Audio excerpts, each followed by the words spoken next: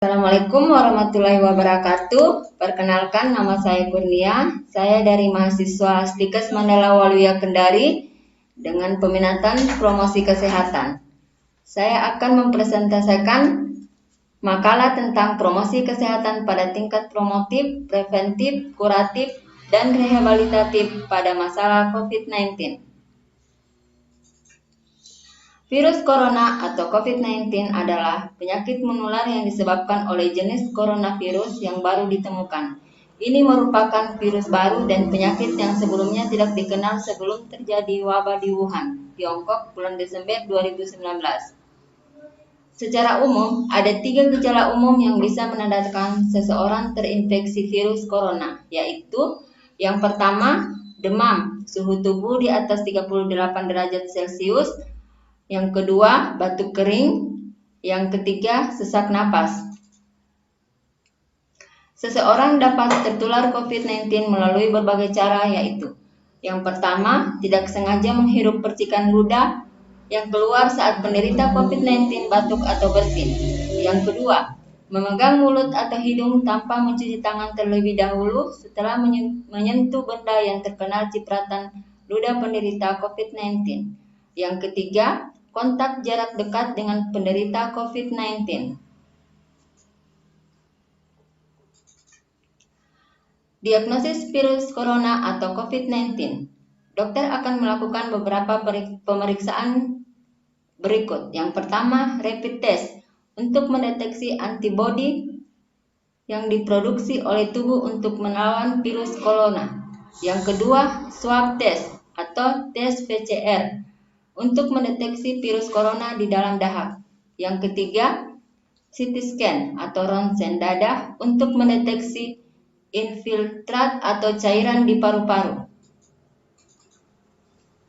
Pengertian promosi kesehatan. Promosi kesehatan adalah upaya pemberdayaan masyarakat agar masyarakat mau dan mampu serta dalam melindungi kesehatan diri dan lingkungan dengan upaya membangkitkan kesadaran akan potensi yang dimiliki serta menciptakan iklim untuk berkembang dalam memelihara dan meningkatkan kesehatan.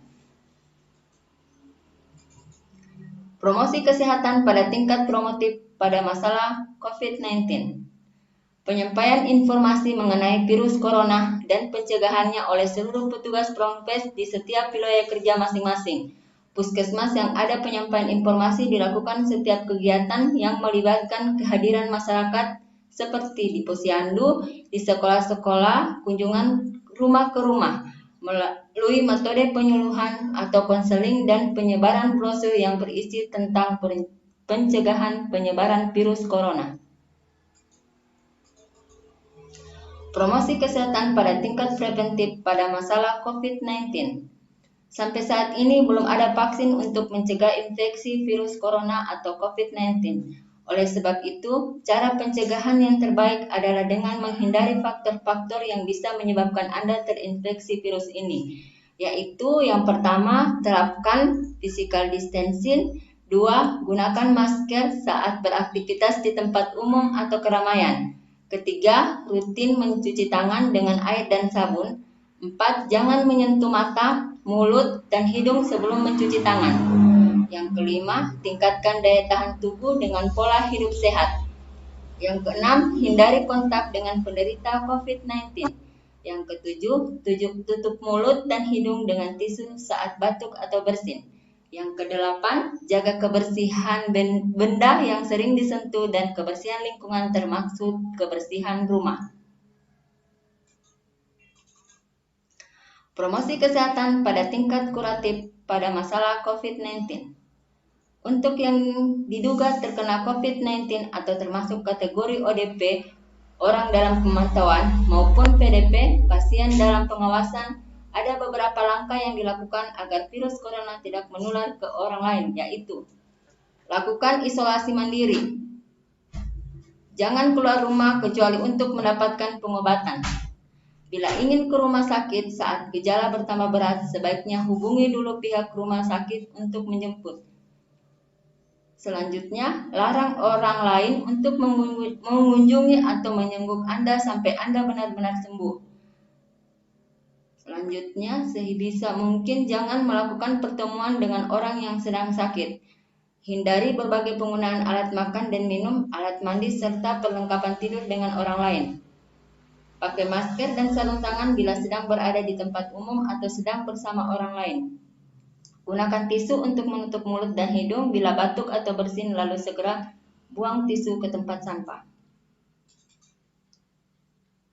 Promosi kesehatan pada tingkat rehabilitatif pada masalah COVID-19 yang harus dilakukan oleh tenaga Promkes, yaitu yang pertama, melakukan kegiatan surveillance di mana orang yang sakit perlu kita pantau.